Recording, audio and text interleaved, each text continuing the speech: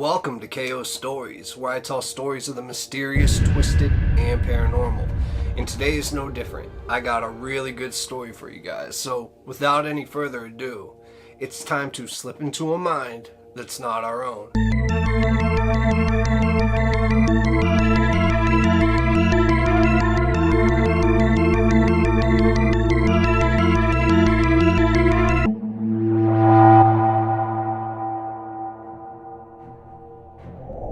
Welcome back to Hell Week.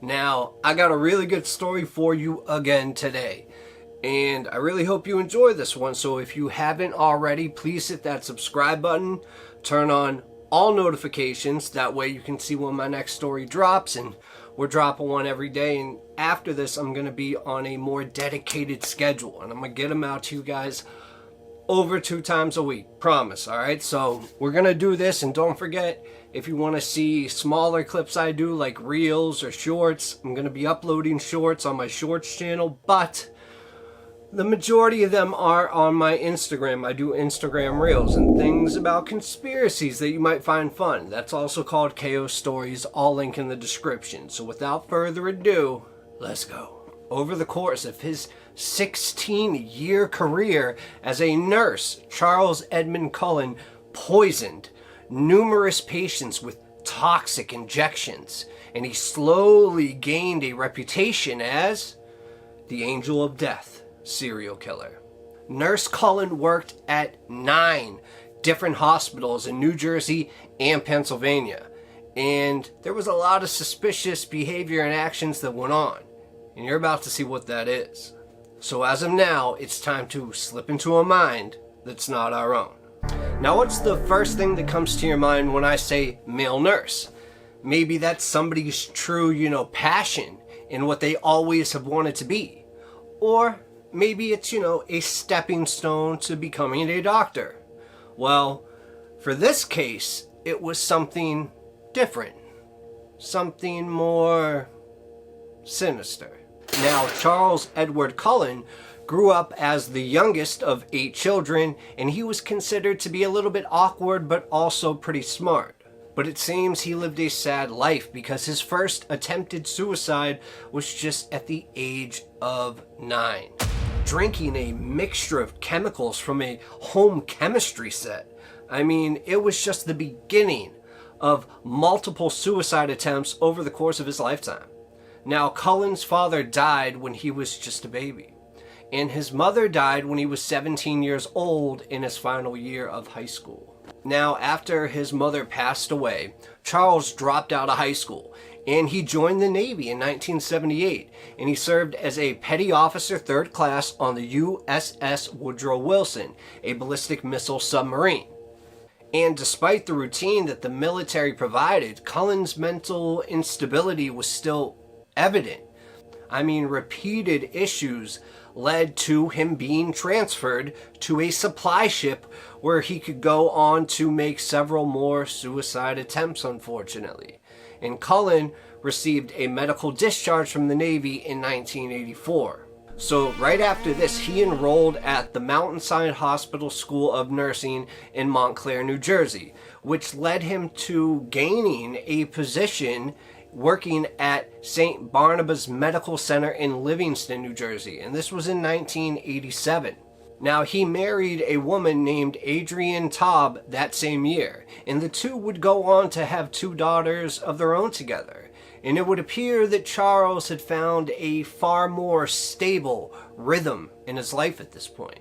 Or maybe not, because just after a year of him completing his nursing training, Cullen committed his first murder. Now, beginning his journey as the Angel of Death serial killer, John W. Yango Sr., who was a judge, had been admitted to St. Barnabas for an allergic reaction to a blood-thinning drug, and Nurse Cullen had the pleasure of serving him. Now, Nurse Cullen gave him a lethal overdose of medication and would go on to kill 11 other patients while employed there before quitting St. Barnabas in 1992.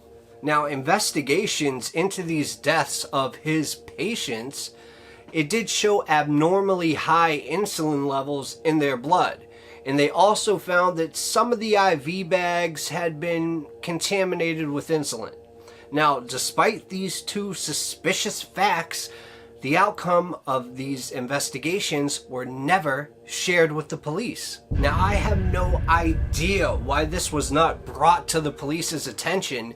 In hindsight, if they would have put his name at least out there earlier before everything else happened, they could have prevented possibly hundreds of deaths. Yes, you heard me correctly. Possibly hundreds of deaths. So after this, he found a job at Warren Hospital in Phillipsburg, New Jersey, where he harassed a coworker and later broke into her house, which led to his arrest and an eventual misdemeanor. But after this incident, Cullen attempted to take his own life. His second attempt since he's left the Navy. And after this one, he received psychiatric care at 2 different facilities. But so far, Charles had gotten away with murders and nobody was the wiser. Now, Cullen's name first became associated with murder in 1993 when a breast cancer patient at Warren Hospital died after receiving an injection from an unknown male nurse. I think we all know who that was. And then in 1993, Adrienne Taub, his wife, served him with divorce papers on the grounds of extreme cruelty. She would go on to make 2 domestic violence complaints against him as well. And the documents from the divorce proceedings and domestic violence complaints painted a picture of a reclusive and a violent alcoholic man. I mean, guys, the cruelty detailed, including pouring lighter fluid into people's drinks, prank calling funeral homes, and stuffing pets into trash cans and bowling bags. And a former neighbor actually reported Cullen's cruelty to People for the Ethical Treatment of Animals, also known as PETA. And thankfully the dog was ultimately rescued. Now, despite these horrible claims, Cullen received shared custody of their children. I mean, he was also ordered to pay child support, but Cullen reported wanting to quit nursing around this time, but the child support payments forced him to continue. Yeah. Somebody should have told this guy that he can actually do a job without killing people. So in December of 1993, Nurse Cullen left Warren Hospital, taking a job at Hunter Medical Center early in 1994. Now, Cullen has claimed that he did not kill anyone in his first 2 years of working in the intensive care and cardiac care units, but admitted to killing 5 patients in his 3rd year there. Now, he used a method that he previously employed at places like Warren Hospital, which was overdosing patients on digoxin. Now, digoxin has to do with the rate and rhythm of your heartbeat, and it's usually used to slow the heart down. Then in 1998, the New Jersey serial killer was at it again. Working at a hospital in Elston, Pennsylvania, he committed yet another murder. And the coroner's report revealed a lethal amount of digoxin. However, the investigation done into that matter somehow was inconclusive. And you could say that his murderous habits continued throughout 1999 when, while working in a burn unit in Allentown, Pennsylvania, he killed 1 patient and attempted to kill another. Finally, Nurse Cullen would resign from that position and would go on to work now in the cardiac care unit in St. Luke's Hospital in Bethlehem, Pennsylvania. Then, Cullen killed 5 patients there over the course of 3 years. Now, Cullen's final post was at a hospital that would prove to be the most lethal. He began to work at Somerset Medical Center in September of 2002, also in Pennsylvania. Cullen was noted for using the hospital's computers to access the patient's records for people that he wasn't even caring for. And he was also seen by co-workers going into rooms of patients that he wasn't attending for as patients. Plus, he had also mastered the computerized system that the hospital used to administer medication. He worked out not one, but two methods to keep investigators from tracking the medications that he frequently used to overdose his patients. And Cullen's crimes seemed to escalate when he worked at Somerset Medical Center. And in August 2003, Somerset finally alerted the authorities to the death of one of Cullen's patients as a result of low blood sugar. Promptly then, Cullen was fired in October of 2003 and arrested on suspicion of murder in December that year. Now, just in his time at Somerset, his last one, medical center, he murdered at least 13 people and attempted to murder at least 2 others. Now, when speaking to authorities, Charles admitted to committing murder and claimed that he did so to spare patients from going into cardiac or respiratory arrest. And he also claimed that he overdosed patients on purpose to end their suffering. Now, despite this claim, many of his victims were not terminally ill. Cullen initially denied committing murder at other hospitals, but as detectives showed him records, he finally confessed to his crimes. Then, in April of 2004, Charles Cullen pleaded guilty to multiple murders and attempted murders at Somerset Medical Center. He would then go on to plead guilty to 3 additional murders in May. And on March 2nd, 2006, Cullen was sentenced to multiple consecutive life sentences and deemed eligible for parole in 397 years. And believe me, nothing about this is funny. It's just that, like, you're gonna let him go on parole in 400 years?